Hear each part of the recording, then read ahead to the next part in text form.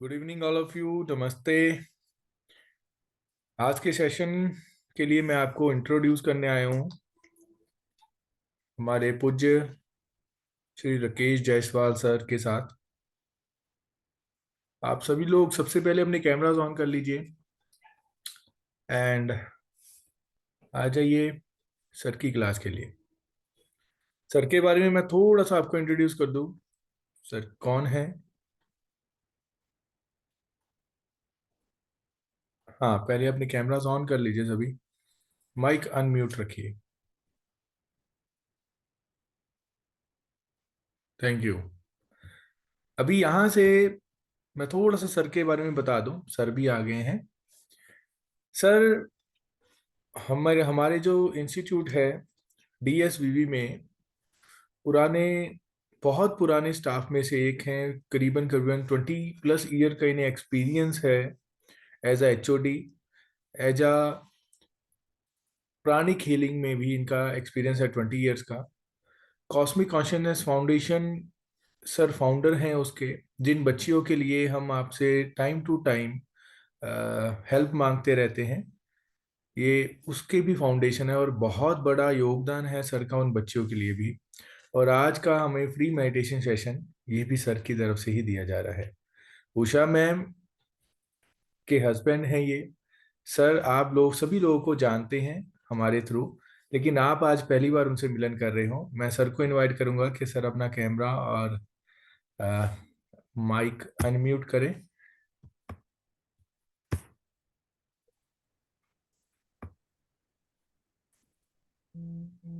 मेरी आवाज आ रही है? जी जी सर, आ रही है।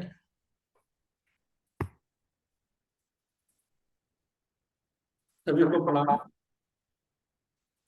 और आपकी क्लास को, ध्यान की क्लास को जो हम लोग करने जा रहे हैं, उसमें आपकी 5 बॉडी के ऊपर काम होगा। आपकी फिजिकल बॉडी जो दिखाई पड़ रही है, एक इथरिक बॉडी जो हमारी पूरी बॉडी का ऑपरेटिंग सिस्टम है, इसे हम लोग एनर्जी बॉडी भी कहते हैं, बायोप्लाज्मिक बॉडी भी कहते हैं, एनर्जी बॉडी भी कहते हैं, ऑरा भी कहते हैं। थियोसॉफिकल सोसाइटी के अनुसार ये इसे हम इथरिक डबल भी कहते हैं। और इमोशनल बॉडी और mental body and spiritual body, हमारी ये 5 बॉडी होती है। और इन 5 बॉडी का जो कंबाइंड फॉर्म है, वो हमारा एक एक्शन होता है। हम ध्यान क्यों करते हैं, उसके बारे में थोड़ा सा कॉन्सेप्ट क्लियर करना बहुत जरूरी है।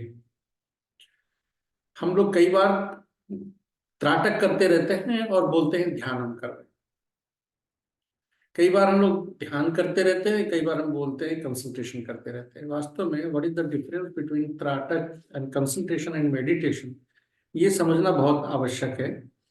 क्योंकि जैसा कि अभी बताया गया आपको मेरे थोड़े इंट्रोडक्शन के बारे में,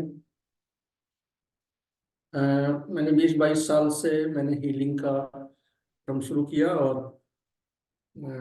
एक नई जो है हीलिंग थेरेपी डेवलप की। और उस हीलिंग थेरेपी के ऊपर पीएचडी भी चल रही है। और impact of cosmic healing and pranic healing on spiritual intelligence, emotional intelligence and general intelligence, इसके पीछे पर्पज सिर्फ यही है कि जो हमारी प्राच्य विद्याएं हैं, ये कॉस्मिकली हमारी ऋग्वेद से ली गई है। और इसके फादर हैं अश्विनी कुमार। ये प्राच्य विद्याएं क्या हैं, तो इसके बारे में हमें पता होना चाहिए। इस पर आज हम लोग थोड़ी सी चर्चा करेंगे। और उद्देश्य यह है कि किसी भी चीज का, चाहे आप मेडिटेशन कर रहे हो, कंसंट्रेशन कर रहे हैं, आपको मेडिटेशन करना चाहिए कि कंसंट्रेशन करना चाहिए, इसको समझना, इसके पीछे के सिद्धांत को समझना। मैं थोड़ा सा विज्ञान सम्मत तरीके से समझाने की कोशिश करूंगा, बताने की कोशिश करूंगा। आपने देखा होगा कि जब हम कोई कॉन्वेक्स लेंस से उत्तल लेंस कहते हैं, जब हम सूर्य के संपर्क में रखते हैं लाइट में, और उसके नीचे हम पेपर रखते हैं, तो क्या होता है, वो जो लाइट है, प्रकाश है, जो वो फोकस्ड हो करके उस कागज के ऊपर पड़ती है और वो कागज क्या होता है, बर्न हो जाता है, जलने लगता है।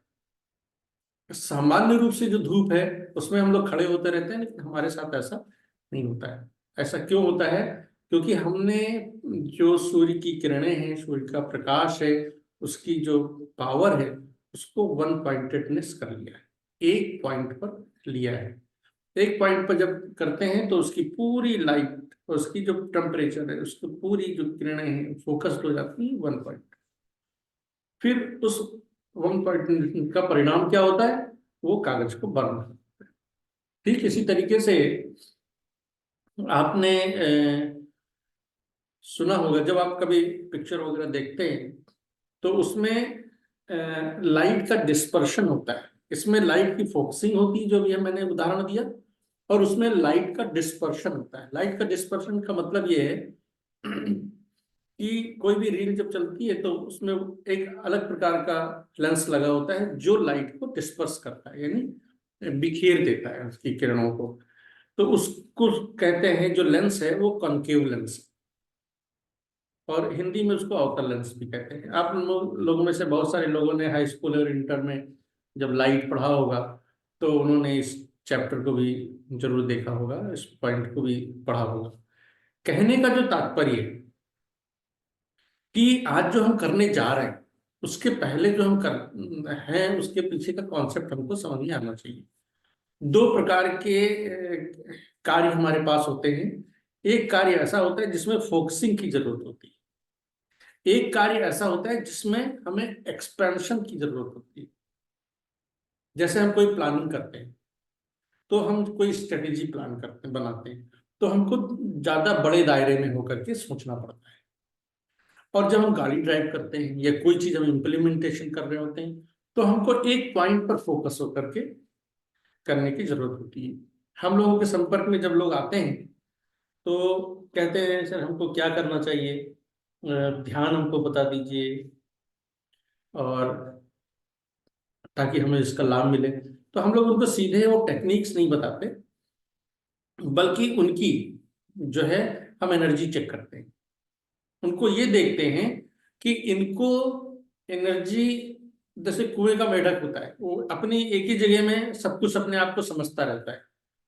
तो ऐसे लोग जो एक जगह एक ही दायरे में रहते हैं, उनको अगर हम कंसंट्रेशन सिखा देंगे तो और ज्यादा फोकस्ड हो जाएंगे वो, बल्कि उनकी पर्सनालिटी और ज्यादा उनको नुकसान हो जाएगी।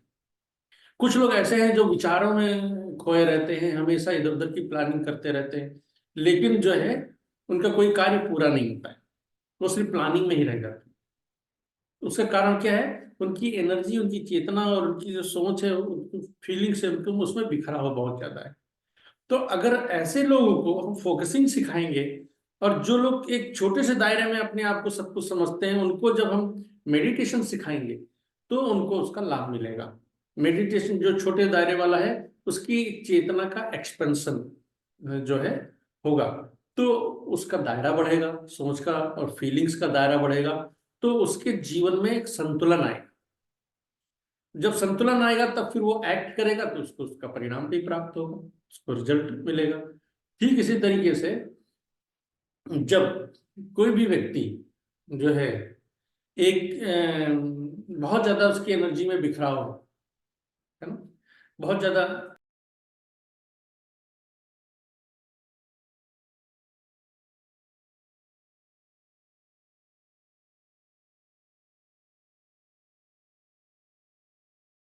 कर दे तो कर दो थोड़ी।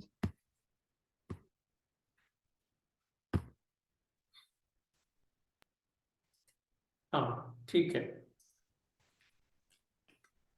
तो कहने का तात्पर्य ये था कि जिसकी एनर्जी में बहुत ज्यादा बिखराव है, या बहुत ज्यादा उसकी सोच में बिखराव है, या उसकी फीलिंग्स में बहुत बिखराव है, तो उसको जब हम लोग स्कैन करके उसकी पांचों बॉडी को डायग्नोस करके देखते हैं, तब हमको हमको ये लगता है कि इनको हमें मेडिटेशन, कंसंट्रेशन की प्रैक्टिस कराई जाती है।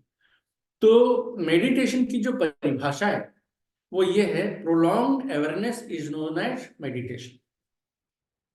यानी जो हमारी मेडिटेशन, जब हम मेडिटेशन करते हैं तो उसमें हमारा अवेयरनेस लेवल का विस्तार होता है।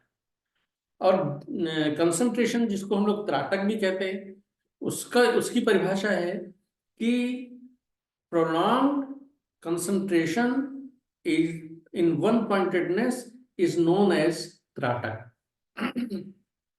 तो जब हम कंसंट्रेशन करते हैं या त्राटक करते हैं तो हम अपनी चेतना को फोकस करते हैं, और जब हम मेडिटेशन करते हैं तो हम अपनी चेतना को एक्सपेंशन उसमें होता है, एक्सपेंड करते हैं। तो जनरली तो आज तो हम लोग एक मेडिटेशन मोड में काम कर रहे हैं, लेकिन उसके साथ साथ कुछ चीजें और आपके लिए हम लेकर के आए हैं, विशेष टेक्निक्स जो हिमालयन टेक्निक्स भी है, और आपको उसका बहुत लाभ अभी दिखाई पड़ेगा। क्योंकि आज हमने से, आप लोगों में से किसी का भी ऑरा चेक नहीं किया है, आपके लिए मेडिटेशन आवश्यक है कि त्राटक आवश्यक है, ये अभी हमने डायग्नोस नहीं किया है। ये जब अभी कल्पना जी आपके लिए व्यवस्थित कर देंगी, तो जब आपको ये पता करना होगा कि आपको मेडिटेशन करना चाहिए कि त्राटक करना चाहिए, उसके लिए फिर आपको फोटो भेजनी पड़ेगी, 6 महीने के अंदर की फोटो और अपना नेम और एज। तो उससे आपकी एनर्जी का डायग्नोसिस होगा, और फिर हम आपको सही ढंग से बता पाएंगे कि आपको मेडिटेशन करना चाहिए या कंसंट्रेशन करना चाहिए, और कंसंट्रेशन करना चाहिए तो कौन सा कंसंट्रेशन त्राटक करना चाहिए, मेडिटेशन करना चाहिए तो कौन सा मेडिटेशन करना चाहिए। ये सारी चीजें हम आपको फिर इंडिविजुअली एक एक व्यक्ति को चेक करके फिर हम आपको गाइड करेंगे। तो वो चीज जो हम लोग एक रेगुलर क्लास में जो सिखाते हैं कि कैसे हम अपने आप को, मेडिटेशन में भी हम आपको सिखाने से पहले कैसे हमें सबसे पहले अपने आप को खाली करना है नकारात्मकता से, और कैसे सकारात्मकता को लेना है। तो जब हम अपने आप को नेगेटिविटी से खाली कर लेंगे, नकारात्मकता से खाली कर लेंगे, तो हम एक रिलैक्स मोड में आ जाएंगे, और उसके बाद में फिर हमारे अंदर जो है वो जो पावर आना शुरू हो जाएगी। तो ये छोटी छोटी कुछ बातें हैं, मैं आपको एक समय सीमा में पूरा बता रहा हूँ। हो सकता है 40 मिनट लग जाए, हो सकता है 50 मिनट अभी लग जाए आपको पूरी चीजें बताने के लिए, लेकिन ये है कि आपको जितनी भी जानकारी मिले वो ऑथेंटिक हो और सही ढंग से आप उसका उपयोग करें और आपको उसका आउटपुट मिले। मेरा मेन इंटेंशन ये है, उद्देश्य, कि आप जो कुछ भी करें आपको उसका जो है परिणाम प्राप्त होना चाहिए। नहीं तो हम कई बार जब कराते हैं तो सबसे पहले सबका करके बता देते हैं, उनको जो लोग सीखे रहते हैं वो लोग ना चेक करके बैठ जाते हैं, फिर देखते हैं उनकी ऑरा में क्या चेंज आया। तो ये इसका हम लोग डॉक्यूमेंटेशन भी करते हैं प्रॉपरली तरीके से। तो हम अब सबसे पहले जो शुरू करने वाले हैं वो है लॉ ऑफ फॉरगिवनेस से हम लोग ट्रेंड टेक्निक्स को शुरू करने जा रहे हैं। लॉ ऑफ फॉरगिवनेस क्या है? आपने अनुभव किया होगा कि हमारे जो क्लोज रिलेशंस वाले हैं, हमारे फैमिली मेंबर्स हैं, पति हैं, पत्नी हैं, भाई हैं, बहन हैं, बच्चे हैं, माता पिता हैं, या और जिनके साथ हम लोग काम करते हैं कोलिग्स के रूप में, कुछ हमारे जो सबऑर्डिनेट्स होते हैं, या हमारे घर में जो वॉलंटियर्स होते हैं या काम वाले काम वालियाँ होती हैं, प्यून या सर्वेंट होते हैं। तो ऐसे लोगों के साथ कई बार हमारे संबंध बहुत खराब हो जाते हैं। आप में से बहुत सारे लोगों को ऐसा, कई लोगों को लगता भी होगा कि क्या करें, हमारा स्वभाव भी नहीं खराब है और हमारा जो है हम किसी का बुरा भी नहीं चाहते, लेकिन पता नहीं क्यों लोगों के साथ हमारी बनती नहीं, हमारा उसके साथ तालमेल ही नहीं बनता है। कई बार आप लोगों के साथ ऐसा भी होता होगा, उसको भी ठीक करना है। तो जो लॉ ऑफ फॉरगिवनेस है वो एक बहुत ही हाई लेवल की स्पिरिचुअल टेक्निक्स है। उस स्पिरिचुअल टेक्निक्स का पर्पज सिर्फ ये है कि हमारे और हमारे अपनों के बीच के जो नकारात्मक संबंध है वो जो है फ्लश आउट हो जाए, वो जो है निकल जाए पूरी तरीके से। और जब वो फ्लश आउट हो जाएंगे तो वहां पर फिर हम डिवाइन एनर्जी की, पॉजिटिव एनर्जी को वहां पर स्थापित करेंगे। तो हमारे और हमारे अपने लोगों के बीच में हमें वो पसंद आने लगेंगे, उनको हम पसंद आने लगेंगे। उनके बीच में जो ये नकारात्मकता है वो जब समाप्त हो जाएगी तो हमारे जीवन में एक नया परिवर्तन होना शुरू हो जाएगा।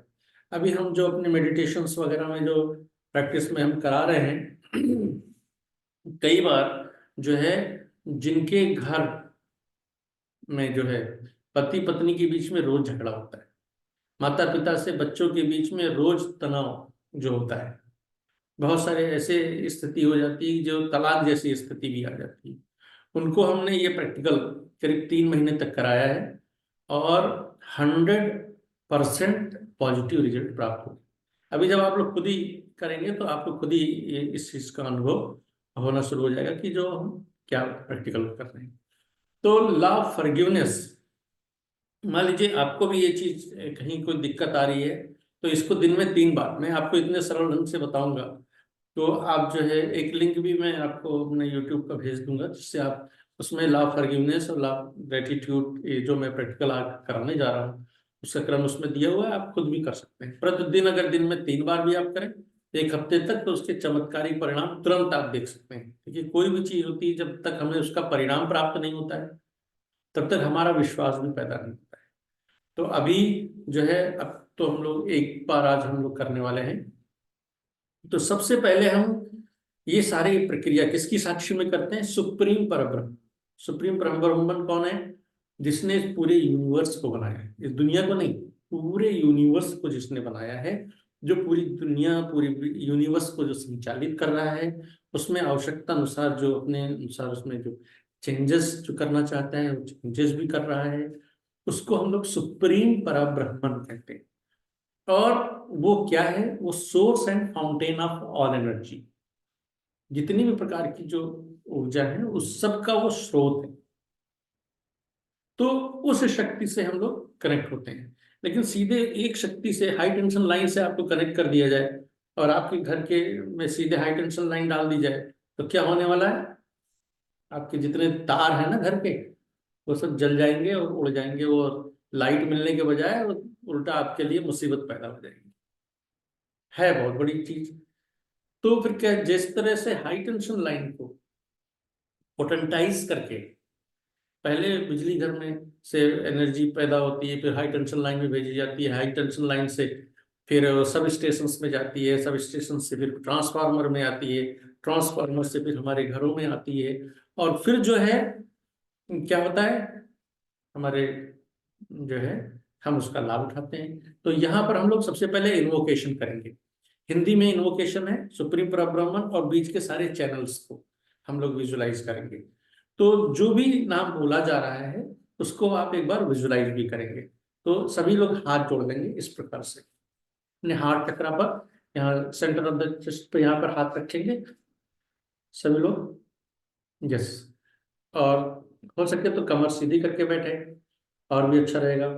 अगर जो लोग चेयर्स वगैरह पे बैठे हुए हैं वो पैर को क्रॉस न करें, और जो लोग बेड पे या सोफे पे बैठे हुए हैं वो पालथी मार करके बैठ सकते हैं अपनी सुविधा अनुसार। तो सभी लोग कमर सीधी कर लें और अपनी आंखों को बंद कर लें, और अपने संपूर्ण शरीर के प्रति जागरूक हों। Be aware on your whole body. हम यहाँ से इन्वोकेशन कर रहे हैं। आप मनी मन में उच्चारण कर सकते हैं, कोई बोलेंगे नहीं, सभी लोग मनी मन में उच्चारण करेंगे हमारे बाद में। हे सर्वशक्तिमान परब्रह्म, हे परमपिता, हे विश्व माता, भगवान शिव, भगवान श्री राम, गुरुमंडल, ऋषि मंडल, देव मंडल, अवतार मंडल, सिद्ध मंडल, समस्त देवदूतों, समस्त आध्यात्मिक सहायकों, समस्त महामानवों, समस्त आध्यात्मिक सहायकों एवं दिव्यलोक निवासियों एवं मेरी उच्चतर आत्मा, आपके दिव्य प्रेम, दिव्य ज्ञान और दिव्य शक्ति के लिए आपका सविनय आह्वान करते हैं। हमें अपना दिव्य प्रेम, दिव्य ज्ञान और दिव्य शक्ति प्रदान करें। आपका धन्यवाद। हमें अपना संरक्षण एवं मार्गदर्शन प्रदान करें। आपका धन्यवाद है। हमें सुख, शांति, समृद्धि और संपन्नता का आशीर्वाद प्रदान करें। आपका धन्यवाद है। धन्यवाद, धन्यवाद, धन्यवाद। सभी लोग एक बार लंबी गहरी श्वास लें। हायर बीइंग्स की ऊर्जा को आत्मसात करें। अपने दोनों हाथों को खोल करके गोद में रखें, आंखें बंद करके रखें। हथेली ऊपर की ओर रखेंगे, कोई मुद्रा नहीं बनाएंगे।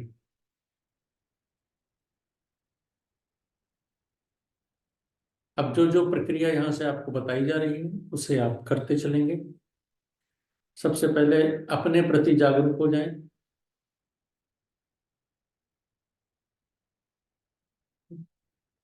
Be aware on your whole self.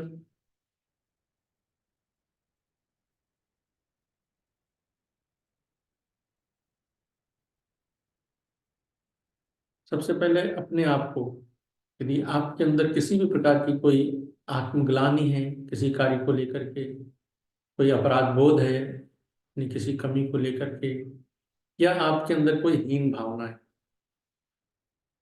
तो उसके लिए सबसे पहले अपने आप को क्षमा करें। Please forgive yourself. किसी भी प्रकार की हीन भावना के लिए, किसी भी प्रकार की आपको अपने अंदर कमी दिखाई पड़ती है, उसके लिए अपने आप को क्षमा करें। आपके अंदर किसी भी प्रकार की कमी को लेकर कोई आत्मग्लानि है, या आपसे कोई गलती हुई हो, उसका अपराध बोध है, तो उसके लिए भी अपने आप को क्षमा करें। कम से कम 17 सेकंड तक यदि हम किसी के साथ भी कनेक्ट होकर के या अपने साथ कनेक्ट होकर के कोई प्रक्रिया करते हैं, तो उसका परिणाम, अभीष्ट परिणाम प्राप्त होने लगता है। जो डिजायर्ड, जो विश है, वो पूरी होने लगती है। Forgive yourself. अपने आप को हर प्रकार के अपराध बोध के लिए, आत्मग्लानि के लिए, हीन भावना के लिए क्षमा करें।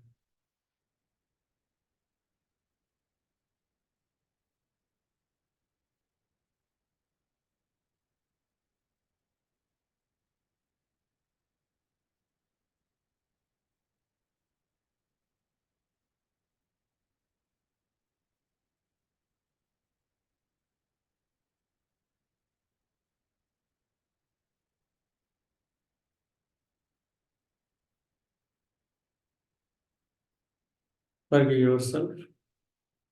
अपने को विजुलाइज करें, अपने आप को क्षमा करें।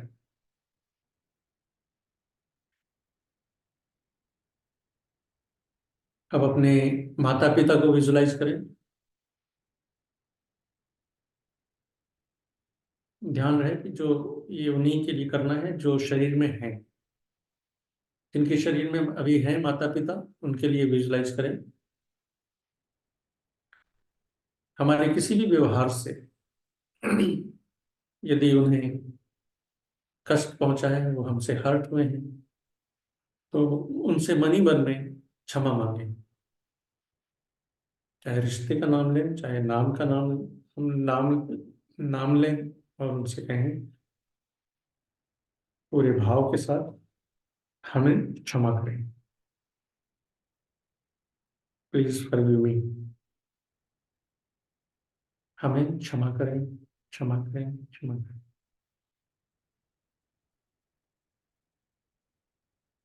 अपने माता पिता से क्षमा मांगे।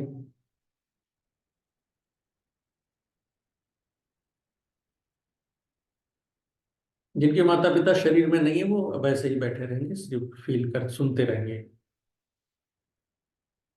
और दूसरे चरण में कई बार हम भी अपने माता पिता से हर्ट हो जाते हैं, जिसे हम व्यक्त तो नहीं कर पाते, लेकिन हमारे अंदर एक नकारात्मक ऊर्जा उसके कारण पैदा हो जाती है। तो इसलिए मनी मन में हमें उन्हें भी क्षमा करना है। लव फॉरगिवनेस में कोई बड़ा और छोटा नहीं होता है, किसकी गलती है किसकी गलती नहीं है ये नहीं देखा जाता है, बल्कि हम अनकंडीशनली एक दूसरे को से क्षमा मांगते हैं और क्षमा करते हैं। अपने माता पिता को विजुलाइज करें। I forgive you, I forgive my father, I forgive my mother. मैं आपको क्षमा करता हूँ, क्षमा करता हूँ, क्षमा करता हूँ। मैं आपको क्षमा करता हूँ, क्षमा करता हूँ, क्षमा करता हूँ। कम से कम 3 बार बोलेंगे, पूरे भाव के साथ।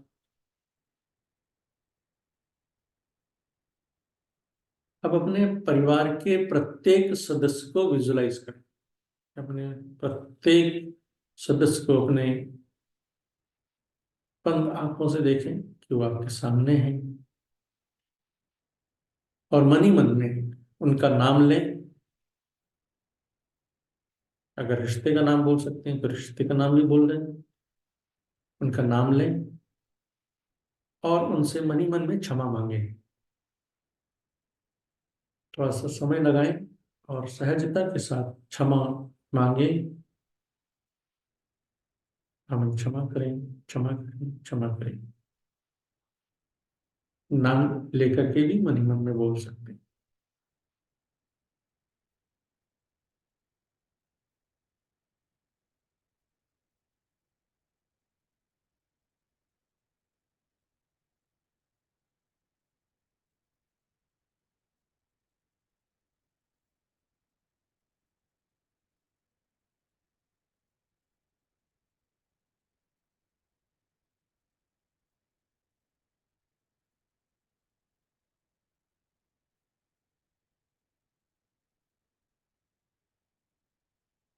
अब अपने मन में ही उन्हें क्षमा भी करें। सभी को, सभी से पहले एक बार क्षमा मांगे और मन ही मन में उनको क्षमा करें। हम आपको क्षमा करते हैं, क्षमा करते हैं, क्षमा करते हैं।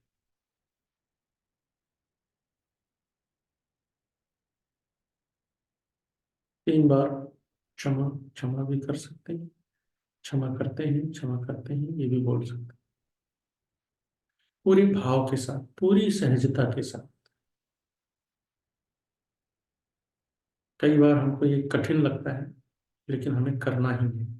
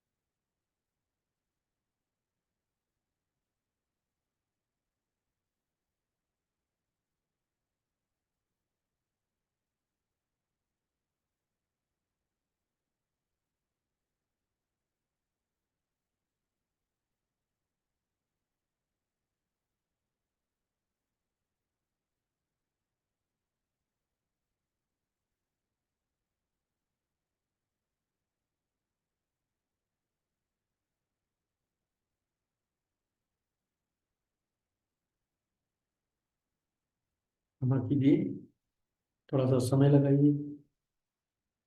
अपने परिवार के प्रत्येक सदस्य को, जो भाई हो सकता है, बहन हो सकती है, पत्नी हो सकती है, पति हो सकते हैं, बच्चे हो सकते हैं, मन ही मन में उन्हें क्षमा करें। आंखें बंद रखें, कमर सीधी रखें।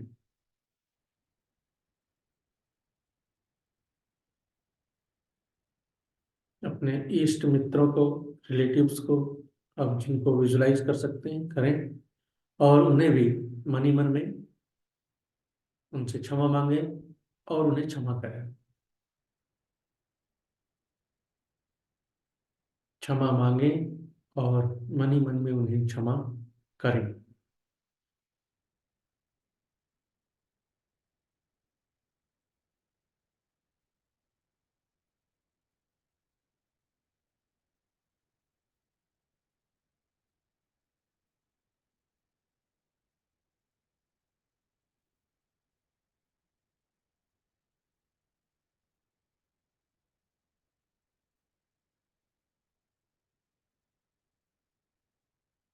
अपने बॉस को विजुलाइज करें, जो आपकी संस्था में कोई प्रमुख हो, कोई विभाग में प्रमुख हो, आपसे कोई सीनियर हो कार्यस्थल पर, तो उनको विजुलाइज करें और मनी मन में उनसे भी क्षमा मांगे, अपने बॉस से क्षमा मांगे, गलती किसी की भी हो, और उन्हें मनी मन में क्षमा भी करें।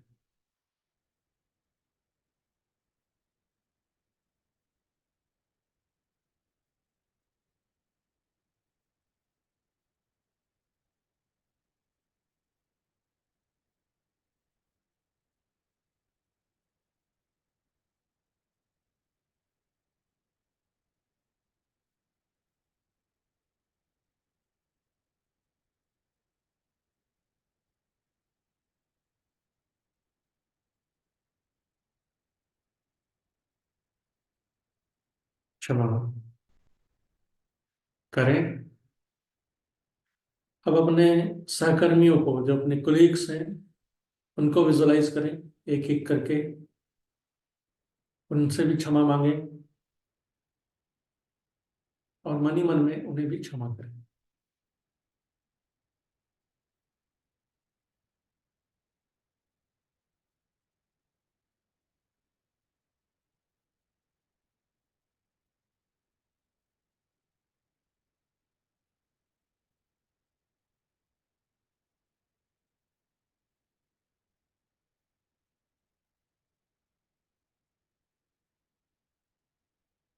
अपने सबॉर्डिनेट्स को, अपने अधीनस्थ कर्मियों को भी विजुलाइज करें,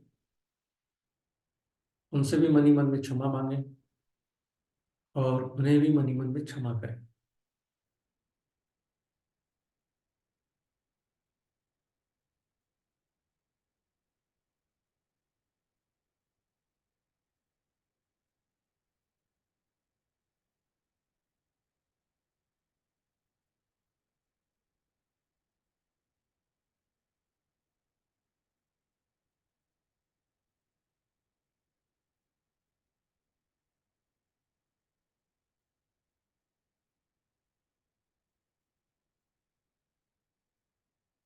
उन्हें उनसे क्षमा मांगे और उन्हें क्षमा करें। अपने घर में काम करने वाले जो लोग हैं, जो सेवा करने वाले लोग हैं, उनसे भी मनी मन में क्षमा मांगे और उनको भी मनी मन में क्षमा करें।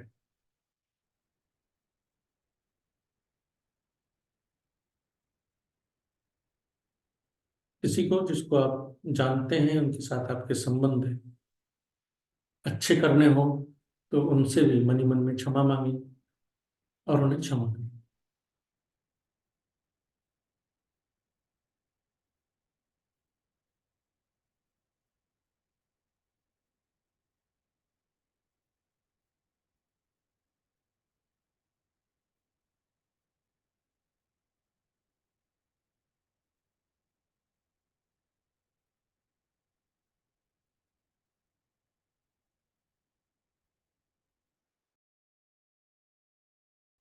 जिनको भी आप विजुलाइज कर सकते हैं, उनसे क्षमा मांगे और उन्हें मनी मन में क्षमा करें। ऐसा करने से आपको अपने अंदर बहुत हल्कापन फील हो रहा होगा। किसी किसी को बहुत कठिन फील हो रहा होगा, क्योंकि हर सबका अनुभव अलग अलग होता है। किसी के लिए क्षमा करना कठिन होता है, किसी के लिए क्षमा मांगना कठिन होता है, लेकिन आपको ये करना है। इस टेक्निक से आपके अंतर्मन की पूरी तरह से धुलाई हो रही है।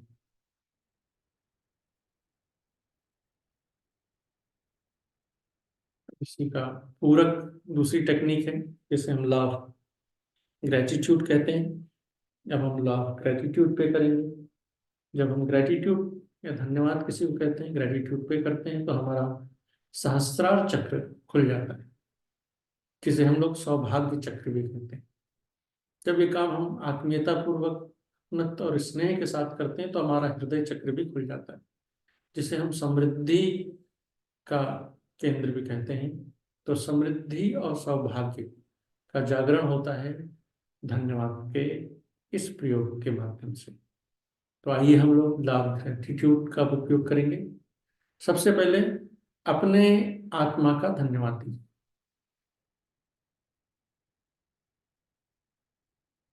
Visualise yourself. सबसे पहले अपने को विजुलाइज कीजिए और अपनी आत्मा का धन्यवाद दीजिए। आपके द्वारा जो कुछ भी श्रेष्ठ कर्म हो रहा है उसके लिए अपनी आत्मा को धन्यवाद दें। अब अपने शरीर जो पंच महाभूतों से मिलकर के बने हैं, अपने शरीर की पंच महाभूतों को धन्यवाद दें। आकाश, वायु, अग्नि, जल व पृथ्वी पंच महाभूतों को धन्यवाद। धन्यवाद, धन्यवाद।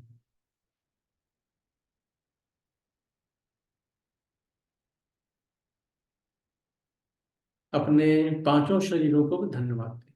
Physical, etheric, emotional, mental and spiritual body को धन्यवाद दें, क्योंकि हमारी ये पांचों बॉडी मिलकर के कार्य करती है।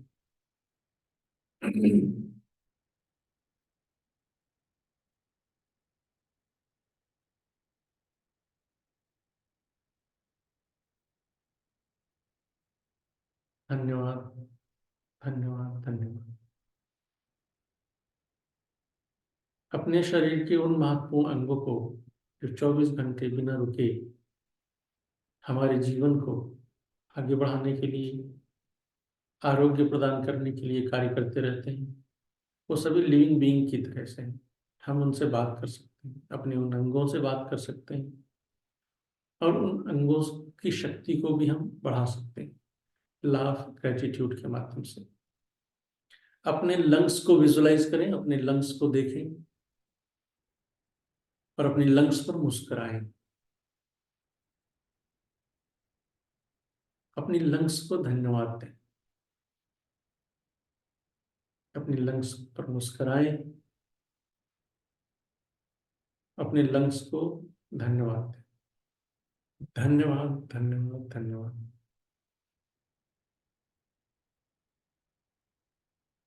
अपने हृदय को पर विजुलाइज करें, अपने हृदय को विजुलाइज करें, अपने हृदय को देखें और अपने हृदय को धन्यवाद दें। अपने हृदय पर मुस्कुराएं, गहरी मुस्कुराहट के साथ उन्हें धन्यवाद दें।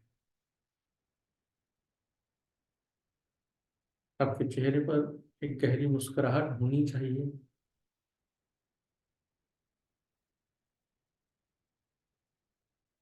गहरी मुस्कुराहट के साथ अपने हृदय को धन्यवाद दें।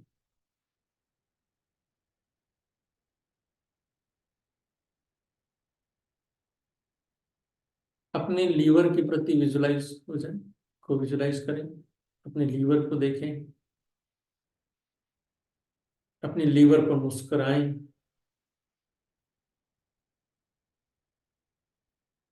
अपने लीवर को धन्यवाद दें। धन्यवाद, धन्यवाद, धन्यवाद।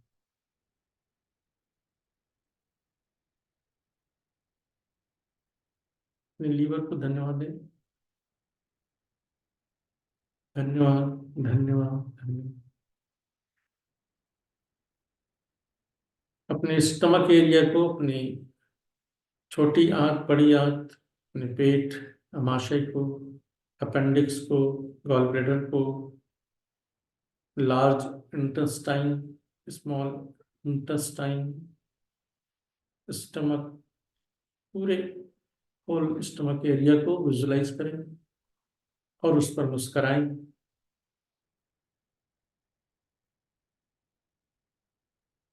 और उसे धन्यवाद दें। अपने होल स्टमक एरिया को, जो ऑर्गन्स हैं वहां पर, उन पर मुस्कुराएं और उन्हें धन्यवाद दें। धन्यवाद, धन्यवाद, धन्यवाद।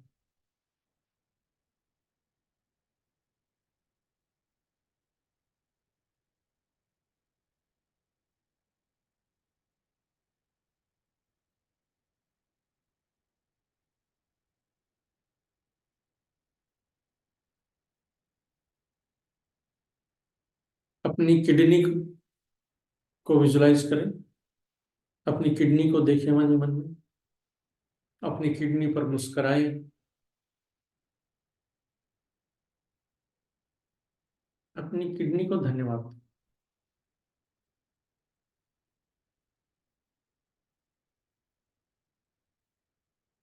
अपनी किडनी पर मुस्कुराते हुए किडनी को धन्यवाद दें।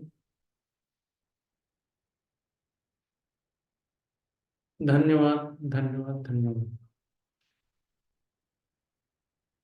अपनी स्प्लीन के ऊपर अवेयर हो जाएं, अपनी स्प्लीन को देखें। हमारे लेफ्ट रिब्स के नीचे है हमारी स्प्लीन।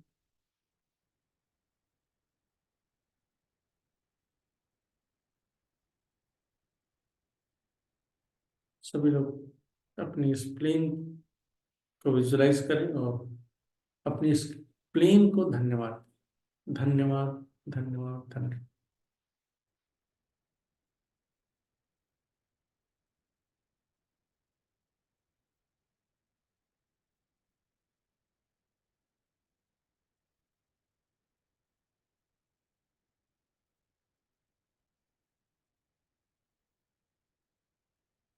धन्यवाद, धन्यवाद, धन्यवाद।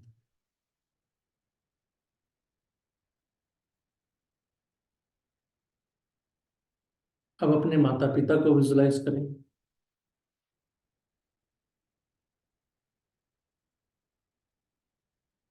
हमारे माता पिता ने हमारे लिए बहुत सेक्रीफाइस किया है। अपने हाथों से हमें चलना सिखाया है। हमारे लिए वो प्रत्यक्ष देवी देवता है।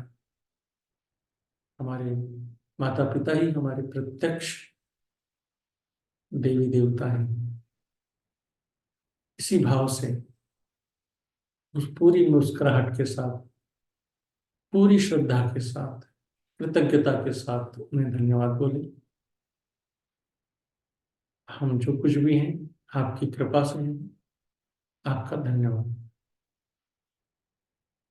अपने माता और पिता दोनों को विजुलाइज करते रहें।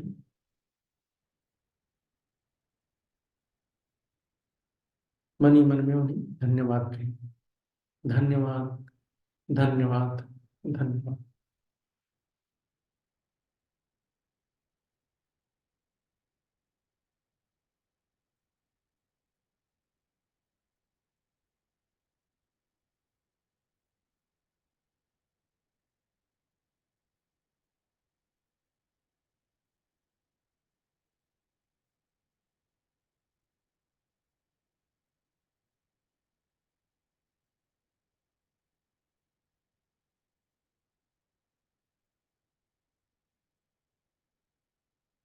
अपने परिवार के प्रत्येक सदस्य को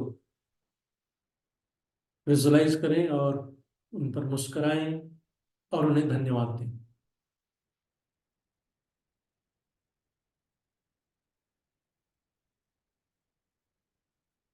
एक एक सदस्य को विजुलाइज करते रहें और उन पर मुस्कुराएं और आत्मीयता पूर्वक उन्हें थैंक यू बोलें। हम छोटे बड़े बराबर सभी को धन्यवाद कह सकते हैं।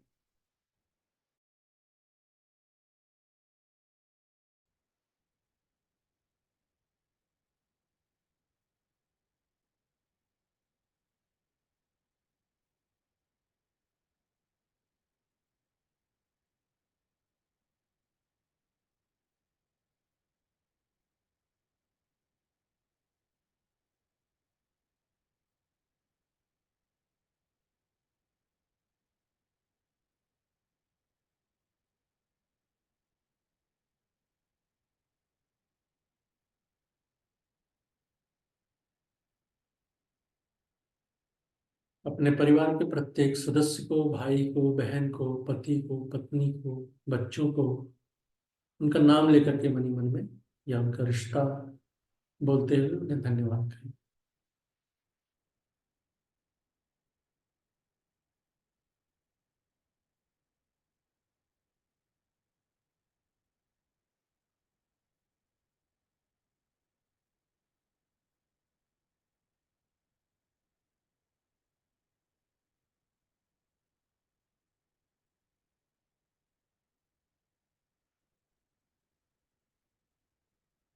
धन्यवाद कहें। धन्यवाद धन्यवाद धन्यवाद। अपने बॉस को धन्यवाद कहें, अपने सीनियर्स को धन्यवाद कहें। चेहरे पर गहरी मुस्कुराहट और मन ही मन में मुस्कुराते हुए उनको धन्यवाद कहें।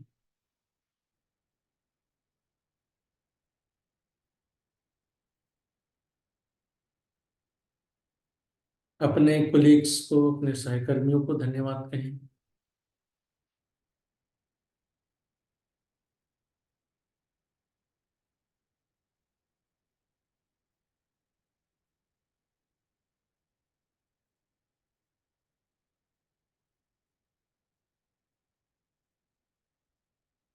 अपने सबॉर्डिनेट्स, जो आपके साथ काम करते हैं, आपके अधीनस्थ काम करते हैं, उन्हें भी मनी मन में धन्यवाद दें।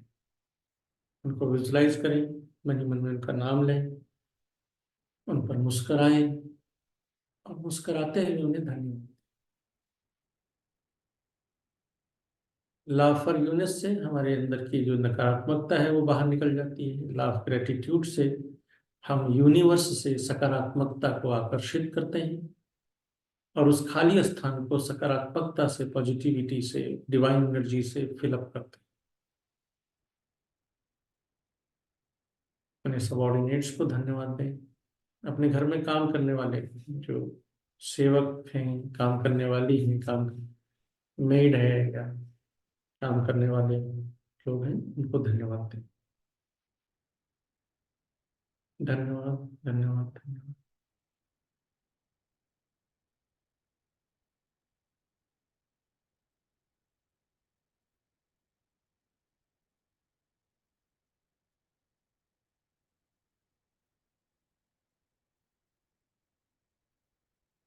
इनको भी आपको लगता है कि उनसे आपके संबंध अच्छे हैं, उन्हें धन्यवाद दीजिए।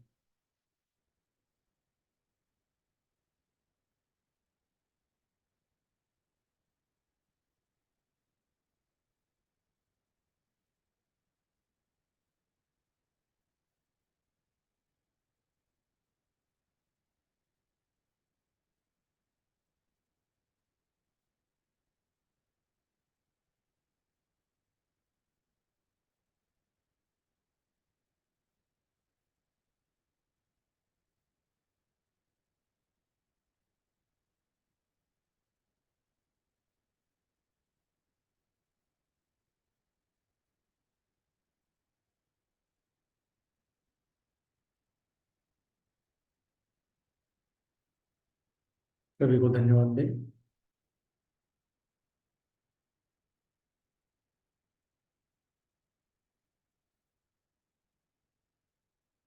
लोग इस प्रयोग के बाद में ईश्वर को धन्यवाद देंगे। सभी लोग हाथ जोड़ दें, मन ही मन में हमारे साथ साथ दोहराएंगे। हे सर्वशक्तिमान परब्रह्म, हे परम पिता, हे विश्व माता, भगवान शिव, भगवान श्री राम,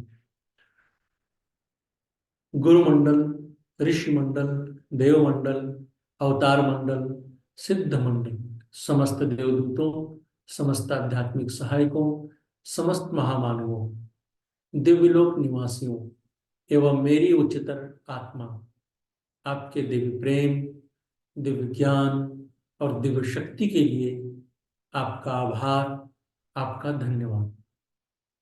आपके संरक्षण एवं मार्गदर्शन के लिए आपका आभार, आपका धन्यवाद।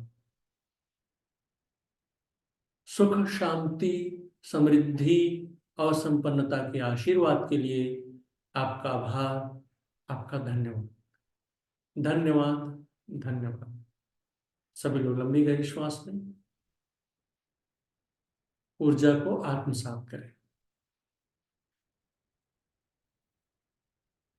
गहरी मुस्कुराहट के साथ सामान्य स्थिति में आ जाएं। आप आंखें खोलना चाहें तो खोल सकते हैं, वैसे बैठे रहना चाहें तो आप बैठे रह सकते हैं। किसी को कोई प्रश्न करना है, प्रश्न कर सकते हैं। आपको कुछ अपनी शेयर करनी है, फीलिंग्स को शेयर करना है, अनुभव को शेयर करना है तो शेयर कर सकते हैं। आप में से जिसने भी कोई क्वेश्चन करना है वो हाथ रेज कर लीजिए, हम अनम्यूट कर देंगे अपनी तरफ से आपको। अच्छा, फिर नहीं।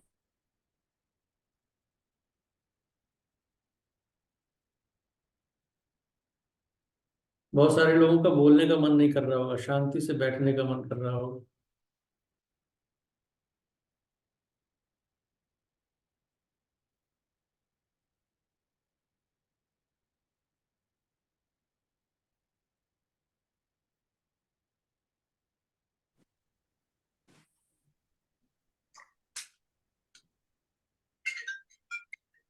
हाँ जी, बोलिए। Sir, it's very hard to forgive others, but when we try, we feel very light. That's मैंने true. आपको मैंने आपको कहा था शुरुआत में कि कई लोगों की चीजें हमारे अंदर इतनी गांठ बंध जाती हैं, Hmm. और महीनों से नहीं, वर्षों से हम उसको झेलते रहते हैं। राजू मेरा बाहर जाके करो प्लीज। तो बहुत पुराने समय से हम इस नकारात्मक की रस्सी को एकदम गांठ बना करके रखे रहते हैं, धीरे धीरे वो गांठ और बड़ी होती आती है। तो इसलिए ये जो प्रोसेस हमने आपको कराया है किसी भी मेडिटेशन और कंसंट्रेशन से पहले, पहले आपको अपनी उस गांठ को हल्का करना है, खत्म करना है, ताकि सकारात्मक ऊर्जा जब आपके अंदर आए तो आपको उसका पूरा लाभ मिले। तो मैंने आपको कहा भी था कि कई कई बार बहुत मुश्किल होता है किसी को माफ करने के लिए, लेकिन फिर भी हम इंसान हैं और हम एसेंस ऑफ द गॉड हैं, हम आत्मा हैं, और उस सोल स्टेटस पर जाकर के हमें दूसरों को क्षमा करना चाहिए। कई बार हम अपने आप को ही नहीं क्षमा कर पाते, बहुत सारी हीन भावनाएं और बहुत सारे अपराध बोध आत्मग्लान के बीच में हम खुद भी झूलते रहते हैं, हमारा जीवन झूलता रहता है। तो हमें सबसे पहले अपने आप को क्षमा करें और दूसरों को क्षमा करने की कोशिश हाथ करें, और हटाना कर पाएंगे। ओके जी, नेक्स्ट। क्लोज कर रजनी आंटी जी आप अनम्यूट हो जी, हाँ आप बोल लो। अन हाँ जी सर, मैं जब आंखें बंद करती हूँ ना तब ऐसे आंखों में आंसू बहुत आते हैं, ये क्यों आते हैं? आंखें बंद करें, खासतौर से ये जो मैंने आपको प्रयोग कराया है, इसमें बहुत सारी जो इमोशंस, हमारी धुलाई होती है, हमारी इमोशनल बॉडी की, मेंटल बॉडी की। तो जब वो धुलाई होती है ना, तो उस तरह से जो इमोशंस निकल रहे हैं कई बार आंसुओं के रूप में निकलते हैं, तो उसे निकलने देना चाहिए। कुछ समय के बाद में आपको लगेगा अपने अंदर हल्कापन। तो this is the treatment, this is the effect, this is the result, कि आप कुछ जो प्रोसेस कर रहे हैं उसका परिणाम आपको प्राप्त हो रहा है। तो ये कोई निगेटिव चीज नहीं है, इसको निकलने देना चाहिए। आप में से बहुत सारे के साथ ऐसा हो रहा था, मुझे फील हो रहा था, कई कई सारे लोगों के साथ ऐसा हो रहा था, लेकिन अगर ऐसा हो रहा है तो होने के। Thank you.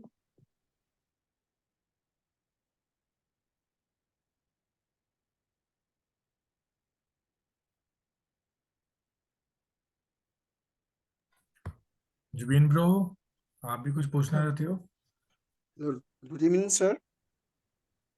Hello, बोलिए बोलिए, आपकी आवाज आ रही है। sir. Recently I broke my elbow, and after breaking my elbow, my hand was broke, and due to accident, so many negative vibration is coming in my mind. Sir, how to get out this negative vibration from my mind, sir? And I'm thinking that what happened to me, and I always think that, sir. So, how to get out this negative vibration from my mind, sir? Hello, sir. Okay. If we are doing meditation or using any kind of healing techniques in form of meditation and another technique, law of forgiveness and law of gratitude, then all negative energies is flushing out and you are receiving the pure and soft energy. Then every organs and part of the organs and every cells, every tissues of your body and every chakras of your body is stronger and empowered. That's why you are feeling like that. Okay? Yes, sir. Thank you, sir. Sir उन बच्चियों के बारे में भी थोड़ा बताएंगे आप हमें? हाँ, हमने अभी जैसा कि आपको प्रारंभ में बताया गया था कि हम लोग साधना करते हैं और फिर साथ साथ सेवा भी करते हैं। मेडिटेशन, त्राटक, गायत्री मंत्र का जप, यज्ञ, ये हमारा साधना पाठ है। हीलिंग भी हम उसको सिखाते हैं। हीलिंग इसलिए सिखाते हैं कि आप मेडिटेशन कर रहे हैं, जप कर रहे हैं, आपको उसका रिजल्ट मिल रहा है कि नहीं मिल रहा है। तो उसको, उस टूल्स को हम लोग इसलिए सिखा देते हैं कि आप खुद चेक कर लें कि आप इस वक्त साधना के स्तर पर कहाँ पर है, आपकी इमोशनल बॉडी का डेवलपमेंट कैसा है, आपकी मेंटल बॉडी का डेवलपमेंट कैसा है, और आपकी स्पिरिचुअल बॉडी का डेवलपमेंट कैसा है। कि दूसरे के बताए बिना आप स्वयं ही इस चीज को जांच परख सकते हैं। एक ये उसका उद्देश्य है। दूसरा क्या है, कहा गया है कि साधना की अभिव्यक्ति ही सेवा है। आपकी जो है, अगर आप अच्छे साधक बनेंगे तो उसकी अभिव्यक्ति आप किस रूप में करेंगे। आपने देखा होगा कई बार लोग जो अच्छे साधक, योगी, तपस्वी होते हैं, वो दूसरों की सेवा को या एक दूसरे की कष्ट को देख करके वो द्रवित हो जाते हैं, उनकी आंख से आंसू आ जाते हैं और उनके लिए वो बेस्ट करने की कोशिश करते हैं। तो ये क्या है, अगर आपके किसी के प्रति कोई कष्ट है, अगर आप द्रवित होकर के उसकी मदद करते हैं, तो ये आपकी साधनात्मक अभिव्यक्ति है। ये आपके माइंड से नहीं होता है, ये आपकी सोल से होता है। तो मैं इसलिए सेवा की जो प्रक्रिया है उसको साधना की अभिव्यक्ति करता हूँ। यानी जो व्यक्ति जितने ज्यादा सेवा के रूप में उभर करके आता है, इसका मतलब है उस व्यक्ति की साधना भी उतनी अच्छी है। अगर साधना अच्छी होगी तो उसकी अभिव्यक्ति भी सेवा के रूप में होगी। तो हम लोगों ने जो है करीब 21 बच्चियां हैं, उनके रहने, खाने, कपड़े, उनके पहने, पढ़ाई लिखाई, स्टेशनरी और आवास, केयर टेकिंग का पूरा जिम्मा इसलिए ले रखा है क्योंकि ये वो बच्चियां हैं जो, जिससे आपको पता होगा, पश्चिमी उत्तर प्रदेश की कुछ जो है गरीब उपेक्षित जो बच्चियां हैं, उनको लोग पढ़ाते नहीं हैं, बल्कि जंगल में भेज देते हैं और वहां पर वो गोबर काटने और खेतों में लगा देते हैं, तो उनका भी जीवन भी बेकार सा हो जाता है। तो ऐसी जो गरीब बच्चियां हैं जो घर से उपेक्षित हैं, उनका हम लोगों ने सिलेक्शन, जो हम लोग जैसे जैसे हमारी क्षमता बढ़ती जाती है वैसे वैसे हम उनकी संख्या बढ़ा रहे हैं। अभी 21 बच्चियों को हमने ले रखा है। उनके लिए हम लोग समय समय पर उनके लिए एक परमानेंट, तो महीने भर का अनाज उनके पास पहुंच जाता है। उनके लिए जब जब कपड़े की जरूरत होती है तब तक पहुंचाते हैं। और हमें बहुत खुशी है कि आपके ग्रुप के द्वारा इस जो है कार्य में विशेष रूप से सहयोग किया जाता है। इसके लिए आपको बहुत बहुत धन्यवाद है। और मुझे इसलिए भी आपको, आपके प्रति मैं थैंकफुल हूँ, क्योंकि शायद आप लोगों की साधना भी सही तरीके से, आपका मेडिटेशन भी सही तरीके से हो रहा है, तभी आपके अंदर भी ये भाव आ रहा है कि ऐसे लोगों के लिए हमें काम करना चाहिए। दूसरा, हम लोग काम करते हैं आपदा प्रबंधन में।